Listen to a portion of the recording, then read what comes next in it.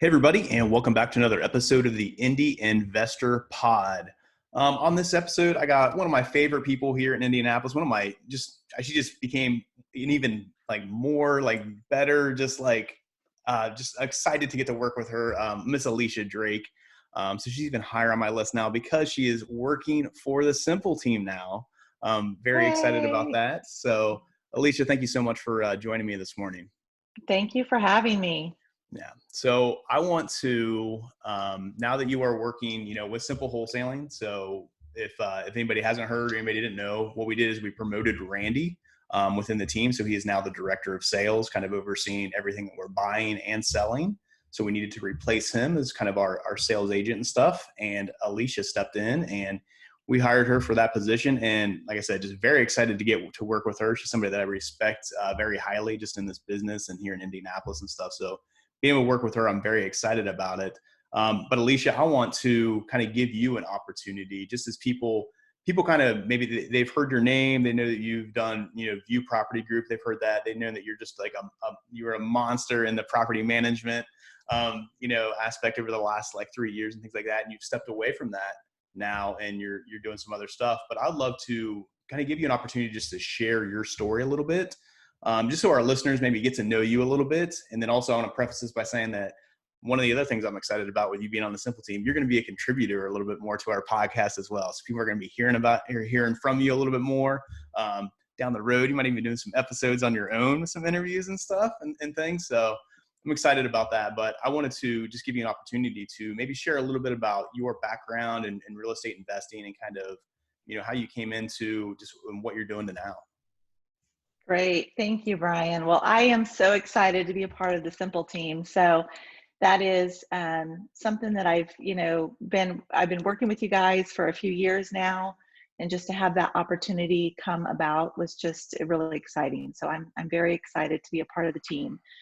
A little background about me, kind of starting from many, many years ago, and I won't say how many years, but we'll just say many years, right? So I actually was in the multifamily property management field, and I spent most of my career in that field. So I was doing, I don't know what I didn't do actually. I did Section 8, Section 42 tax credit, senior housing, lease ups, market rates, AB properties. The average property was probably 350, 400 unit properties. Certainly had some as many as 1,000 units and some as low as 150 units on some of those tax credit properties. Just anything student housing and anything multifamily. I just feel like I've probably done it all in multifamily. And so I did that for like 15, 20 years, roughly. My last position with multifamily, I worked for a company where I was over 28 properties in 8 states. So I was managing roughly around 7,200 units. So at that point, I was working with the staff at each property. But certainly I went up the ranks. I started as a leasing consultant at a property when I very first started in the industry. So definitely went through all of the different positions in multifamily over the years. I want to check that number. 7,200 or 7,200 doors. That's 7,200. that's Yes. incredible. Of course, I had amazing teams at Yeah. each property, so that really made it doable. So the travel became very extensive, and I had children here at home that were at that time in junior high and high school, so that became a little bit of a challenge for the family life. And so I had to kind of step back and take something that was a little closer to home. So I ended up working as a district manager, managing broker for a local company here that had about 3,300 single family homes. And they were known to be in like the cookie cutter neighborhoods. They basically got a lot of acquisitions in 2008 and worked with them for about a year. And that was actually what made me think of doing property management on my own. So that kind of led into me deciding I would go out on my own. I'd had my real estate license since 2012. And I thought, you know what? Let me see what I can do with this.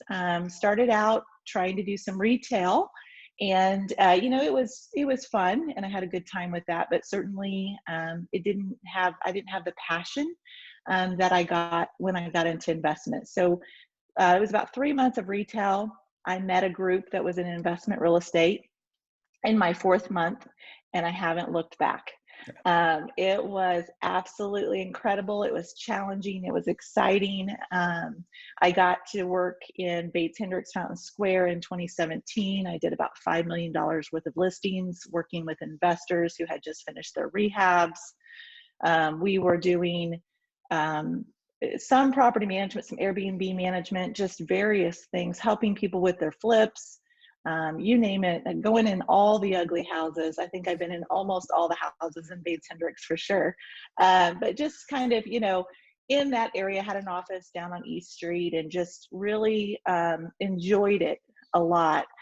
And I started into the property management just actually by chance. I had an investor here in Indianapolis, lives in Indianapolis. He and his partner had quite a few properties, about 50 properties that they were self-managing. And they said, we do not want to do this anymore. This is too much. So, what do you think about this? And I said, I've been tossing around the idea, right? And so I started with them, and then just word of mouth. That was around fall, I believe, of 17. So just word of mouth over the years. I ended up growing to about 600 doors I was managing for about 200 investors. And it was a fantastic opportunity. So I really enjoyed that. And now I'm kind of moving on to some different opportunities that I haven't had a chance to do yet, and I'm super excited about. And obviously working in the wholesale field, working with those that are trying to grow their portfolios, talking with investors about their goals, and that's really where my passion is. And so I'm super excited. I'm an investor myself. So, I have my own properties that I am currently growing my portfolio as well. So I have some of the same challenges and successes and things as well as everyone else, and trying to find the right property in the right area, and even being able to talk with these people about tenants at this point, having that background and Yeah. things like that. So I'm really excited to bring my background, my personal experience with my investing, and my experience from working in the property management field for so long with tenants and single and multifamily. I'm just excited for the opportunities, the conversations, the networking that this position will provide. Yeah, I know. I mean, like I've said, I'm really excited about it and things, but just to to tie that all in a bow and everything like that, this is one of the reasons that I think you're the like kind of the perfect person for this position, and being able to work with us, and why I was like, oh, I would love Alicia in this position, because you just heard it. Like, she's done multifamily, she's done single family when it comes to property management, but also she's been, an agent herself, a realtor for a long time. She has her own investments, but then also too of being able to list flips that people done. She's seen all the good, the bad, and the ugly of all those as well. She's been through that thing. So it's one of the things that I think you're going to bring a lot of value to buyers, and that we're working with, and just even outside of our network. We're not talking about this on us for our benefit. This is just for Indy in general, of like, hey, what value can we bring? How can we help anybody out investing here in Indianapolis to basically protect our city and protect what's going on here? Is really important. That's why we're doing the show and stuff. And what we're going to kind of what Alicia and I are going to kind of get into today is kind of, working with buyers, and, maybe what you see on social media. You see all the success stories on social media, and like the behind the scenes of maybe what really happens. And it's not always that easy. And same thing as you watch HGTV, and like, oh, they go in this house and they flip it in 30 minutes. It's a little bit more tricky than that. So anyway, Alicia, before we kind of start digging into that of working with buyers, and kind of some of those success stories or the behind the scenes stuff, I'd love to kind of just, pick your brain a little bit about like what you have going on with your investments right now. Like, so what are you investing in? What's getting you excited about just Indiana in general, and the opportunity that investments can provide for yourself and other investors as well? Yeah, that's a great question. So, currently I'm actually in a little bit of a different market. I'm trying out. I've certainly been in the Indianapolis market. I was buying quite a few properties in and around, inside the circle and outside of the circle there, and outside of the loop. And so I did that for a few years, and I went into the Terre Haute market. The reason I did that was just because I'm from there. It's my hometown. So I have family that lives there. I grew up there, so I'm familiar with it. And I just did it basically because of that reason. And it was getting challenging for buyers right Yeah. now. It's challenging to find properties that make sense. There's a lot of great opportunities for flipping right now in Indianapolis, but buy and holds are a little bit more challenging at the moment. So, my goal right now has been buy and hold and just growing that portfolio for some passive income, as passive as real estate investing can be, right? We love to use that word, but I'd love to, challenge that a little bit because it certainly can be challenging at times. But, I'm growing a portfolio in the Terre Haute market. I do primarily single family. Of course, I've done multifamily, but I come from the property management side of things, and I manage my own properties. So therefore, I stay away from multifamily. If I ever decide to hire a property manager, then I might consider the multifamily realm. But multifamily for property managers can be a little bit of a challenge. Neighbors don't always get along. They sometimes have pets and guests and smoking habits and various trash, leaving trash out and things like that. And you get to hear about all that from the neighbors. So multifamily can be a little bit of a challenge in that regard. So I stick primarily personally, I stick to single family for my portfolio now, but certainly have property managed mostly, I'd say maybe probably 50 to 60% single, and then the rest were multi. Yeah. So awesome. One of the things I want to kind of dig into a little bit is, you just mentioned of, you coming off of the single family property management, when you were kind of ready to move on to that next step for yourself, you were managing close to 600 doors, right around there for 200 different investors. So a lot of buyers that you were talking to. You saw probably every type of negotiation tactic possible. You probably heard all the different, hey, I want to do this, all the different strategies, all those different things. What I wanted to kind of pick your brain about today, and kind of as we get into this, is really what are some of those things that you've learned from working with those like 200 different investors on just like when they are looking to buy a property, like what are some things that you've learned from that of just like kind of understanding what buyers are really looking for, or even, man, buyers think they're interested in this, but they really, man, they're missing the boat here, or this is over their head. They haven't thought about this yet. What are some of those things that you've learned or have really stuck out to you by working with all those different buyers? Yeah, working with buyers, quite a few of the things I think that have come up, especially in Marion County specifically, and it happens everywhere, but I've noticed it a lot with the Marion County properties. Just the sewer scopes, not getting the sewer scopes completed during their inspections.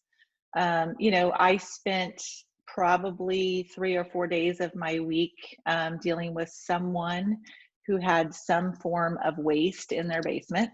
That was a regular thing. Now, again, we had quite a few properties, so maybe the percentage wasn't as high as it felt, but it Yeah. certainly felt like that was something that might be missing the mark on. A lot of the deferred maintenance, when people are buying properties, just kind of looking at that and maybe getting a start on that. When we cosmetically do a rehab and we move tenants in, oftentimes that first 6, 7 months, they're calling in what may have been put on an inspection report or may not. Some people are choosing to do just a quick glance with their contractor and things, just making sure that you're going through and really getting that safe and habitable. We had a lot of calls that first 6 months, and buyers, investors get frustrated. Yeah. Well, I bought this property and all of my cash flow is going to, I'm not getting any cash flow. It's gone. In fact, this is costing me money. Yeah. So just knowing really what your numbers are, what are your true numbers, and not trying to make the numbers work, just really truly looking at the numbers and determining what you need to do to the property before moving a tenant in. The last 6 months, buying properties with tenants in them has been certainly something that has been, I wouldn't say necessarily a challenge, but something a little unexpected for the owners. They oftentimes want to give them a 30-day notice so that they can flip the property or something like that. And they're frustrated when the tenant is caught off guard. Yeah. Maybe that tenant's been there 6, 7, 8 years. Maybe they have a child in school. Maybe they have whatever the case is. Maybe, they are without a job right now with COVID and things like that. And so then they're kind of fighting back, and it's causing heartache for those investors. So maybe just trying to understand that tenant's position before putting in those offers and buying those properties, and getting a feel for if it's going to meet the goals that they're looking for. That's something that I've noticed a lot lately. Um, Gosh, I could go on and on, Brian. I Yeah. don't know. No, Where I would like you that you like threw me to that in stop? there. Yeah. No, I like that you threw that in there, just like with the working with the tenants as well, of making that part of your due diligence period too. I feel like in the past it was so, it was pretty easy to be a little bit more corporate and being like, oh, okay, yeah, I can buy this property, and okay, I just send them a 30-day notice and they're moving out. It's a little different now. If they may have filed for the CDC, and that has nothing to do with, the CDC guidelines, and it has nothing to do with like kind of their situation, but maybe they have a different situation than what you have in your head and stuff. So making that part of your due diligence period too, of just like, hey, let's have a conversation. Let's figure out what's going on here. Oh, okay, you have a kid in school, they need to finish. Does it make sense? Do you really need to send them a 30-day notice, or can you wait the 3 months till the school year's over and then work with them that way? If they're taking care of your property and doing a good job, maybe it's all right. But it all depends on what you want to be able to do and things. So I like that you threw that in there, because a lot of times I think that has changed from even 2 years ago to today, of working with tenants and kind of getting them out of properties, or getting them out of even a situation of like, I've been through that too, of like explaining to them like, hey, listen, like this house, this house needs a lot of work. I understand you want to live here, but I need to make this house safe. I need to, we need to try to find you a different location, or I might need to put you in a hotel for a month, or I'm sorry, for a week, to like be able to fix this up. Those kind of things too need to be, having those conversations. I think a lot of times people just maybe bypass that of like, oh, I'll just have them out in 30 days and we'll figure it out from there. But yeah, so I really appreciate that you brought that up and stuff. One of the things I did want to ask you too is like working with buyers, and I always, and definitely with this, you don't have to mention any names or call anybody out on it or anything, but are there any certain, I always like to have this conversation with Randy and just other, wholesaling companies as well. I've had this conversation like Amy Lawrence a couple of times and stuff, but what are some things that, some buyers do that maybe works for them as a negotiation tactic? And then maybe what are some things that maybe buyers are doing that maybe works against them as a negotiation tactic? Is there any certain things that like stand out on any of those, any of those spectrums of good or bad, or hey, you might want to consider this if you're doing this? Yeah, I would say good is probably those investors that understand that when they're buying properties, especially in the market that we're in right now, those investors that are coming up with 3 and 4 page inspection lists, that's really hurting them right now. Yeah. And I have had that conversation with several investors. We've got people that are buying primary residences at this time, and they're certainly doing an inspection for their knowledge, right? I would always encourage that, but they're not really asking for many repairs at this Yeah. time to be competitive. And so they're just building that in. They know that that's just something that they're going to take on. And so I am working right now with some newer investors in the Terre Haute market, and we are writing 3 and 4 page inspection responses, and I'm trying to do my due diligence in educating them that that's something that's really going to be a turnoff. And because of that, we've gotten a few mutual releases just sent back. Yeah. At that point, sellers and agents are saying, you know what, we don't even have time to deal with this, to be Yeah. honest with you. So here's And a more than mutual likely release and good luck. more than likely they know that there's another buyer ready to, do a shorter inspection list or anything like that, or just buy it even as is, or as close to as is as possible. There's always another buyer kind of in this market right now. So yeah, that's a really good point. Yeah, absolutely. It happened to myself. I did a five things on my inspection, and she wrote me back. She says, "Hey, I appreciate it. We're not going to fix it. If you'd like to move forward, great. If not, mutual release is attached." Right. Yep. So So that's just kind of the market we're in right now, which that hasn't always been the market that we've been in. So that certainly has Yeah. changed. And I do think that investors are hiring some really great inspectors that are very, very thorough on their reports. But I think that oftentimes we have to take that a little bit with a grain of salt. There are certainly things that people are putting on reports as a CYA in order to make sure that they've covered everything on their part. But it's our kind of our responsibility to go through that report and really decipher what is really, really important there. So I think that that is something that I'm seeing a lot right now. As far as things that are working for them, I had one just recently who the tenant, oh, it's actually an owner occupied. I am so used to saying tenants. The owner occupied seller is about to have a child. And so she needed 30 days after closing to stay in the property. So, just being flexible with those people, and that can go for tenants as well. Yeah. Being flexible, if you're flexible with the person that's currently in the property, because we have a lot of that right now. It used to be you had a lot of vacants and you just snatch them up and you start your work, or you get a turnkey and you move a tenant in and you're off and running. But anymore, there's a lot of tenants or owner occupieds with situations, and this is the second one just in the past month where they're selling, but they don't know where they're going. Yeah. They have no idea. They haven't been able to successfully purchase anything or get anything under contract because they are contingent. It's contingent upon them selling their home and such. So I think that just being flexible right now with those tenants and buyers that are currently in the properties goes a long way. Yeah, and a lot of people are in that situation now. Like they don't know where they're going next. They might need to buy it and to sell their property now, but they're having trouble. Like maybe their other offer fell through, or there's no places to rent right now. It's kind of a tough to even in the rental market to find a place to rent things. So I think that's really good at just being flexible on that stuff, and kind of knowing, hey, is there an option that I can put out there? Maybe I can sell them, or maybe I can buy their house and maybe they'll rent it back from me for 3 months. We've done that in a couple of scenarios here lately. So just being open to all those options, I think, are really important. So next, just like, this is what we want to kind of get into on this episode a little bit of, like, we're seeing a lot of people. This is kind of the feedback that I'm getting a little bit just from talking to other buyers and talking to just people around Indianapolis that are investing. They see a lot of people that are having the success stories of like, oh yeah, I just bought this house, refinance, everything was going well.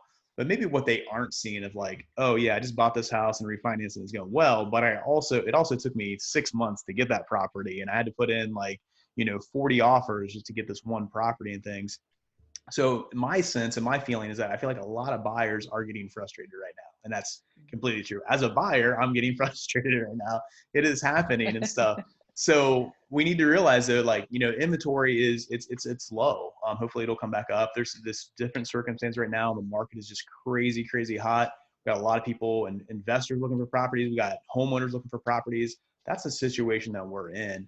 And what I wanted to kind of do on here with you, Alicia, is just kind of open up, kind of give a little, not necessarily bring a light or be like, hey, everything's going to be okay. We're not going to be all happy and cheerful about this, but hey, don't get frustrated, because some of the success stories that you're seeing on social media, whether it's on Instagram or Facebook or TikTok, wherever it is, there's some behind the scenes stories with that too. And there's some stuff on there of, I'm not one that posts all my bragging points and stuff like that, but I'm also not posting my, hey, I just lost money on this deal and stuff.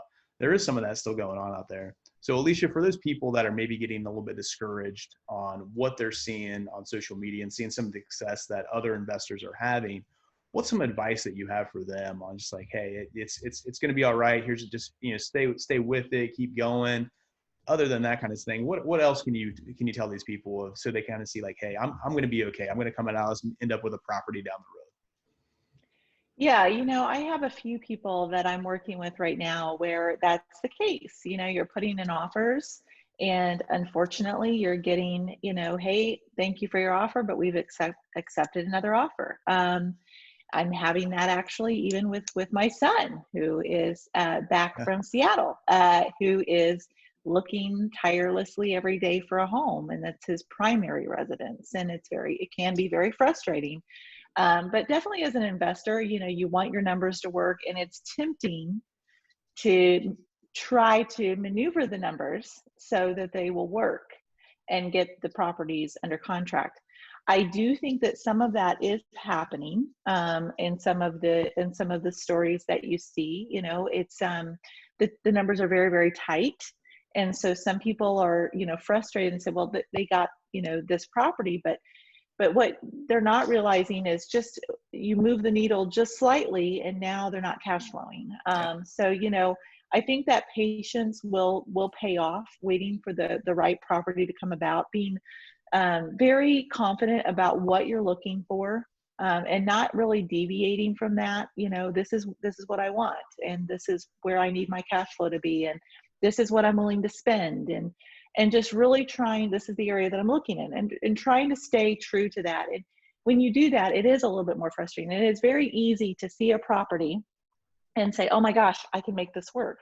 And I have seen that. I've seen it just recently where there was a multifamily property that was purchased, and I don't know how much has been spent in the first 3 or 4 months of owning that property in maintenance, but it has been atrocious. And so, that wasn't a success story on social media, but it's certainly an example of, hey, I got this multifamily, isn't this exciting?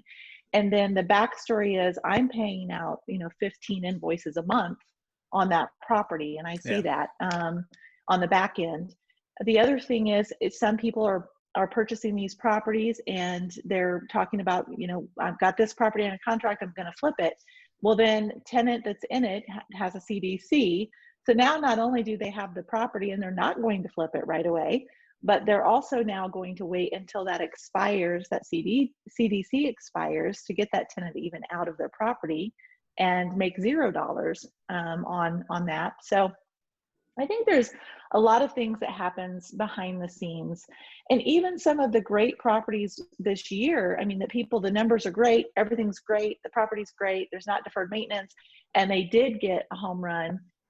Some of those people still have people that are in those properties that are not paying and haven't paid for 10 months. Yeah. And they don't necessarily go back online and outline that. And some of the flips, we love to see those numbers, and it's exciting. But I always say, and this is just me because I'm always every year owing, but I say, well, what did you pay in taxes on that? That was not your bottom line. Let's talk about what is your real bottom line, what tax did you pay on that? So what did you really make? So, and what were your holding costs? And some of that is on there, but certainly the taxes oftentimes are left out. So we've got this bottom line, but that was not the bottom line. So I think sometimes when you really look at what the bottom line is, it's easy. Even I do it. I'm like, oh, this is exciting. Look what I got. And I had to order windows for a property. And I go to Menards, I order the windows. Guess what? Due to COVID, you are now going to wait on windows for 12 weeks.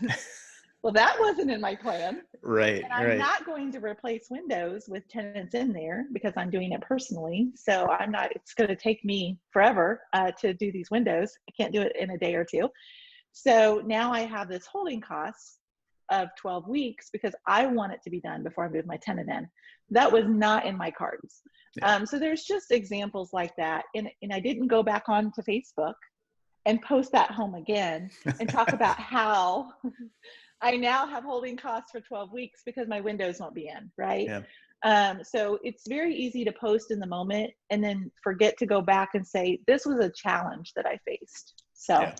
I think it's always something about there of just like, everybody has a different story, and you don't know what everybody's situation is and stuff like that too. Maybe somebody it looks like a deal that's going to be great for them down the road, but they're okay, like not, cash flowing for the next 2 years because it's not about the cash flow right now. It's about the cash flow that's going to come from them, 15 years down the road or 20 years down the road. So just knowing like, hey, oh man, why didn't I get that property, or why can't I find one right now?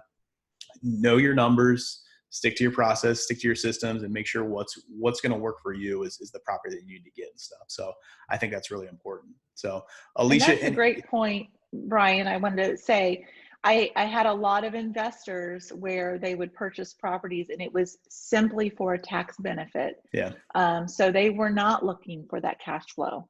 So, you know, sometimes you will see properties that are being purchased and you wonder, well, the numbers don't work. Well, maybe not for cash flow, but it certainly works for them from a tax perspective. So Yeah. that's a good point. Yeah, definitely. So everybody's got a different scenario, a different situation and stuff like that. So like we said, stick to your numbers, know what you're getting into, know what your contractors are capable of, all that type of stuff. So Alicia, before we get out of here today, any last little tips or anything out there for a buyer that's just looking to, man, I just need an investment property tomorrow. What's one last tip that you maybe have for somebody like that?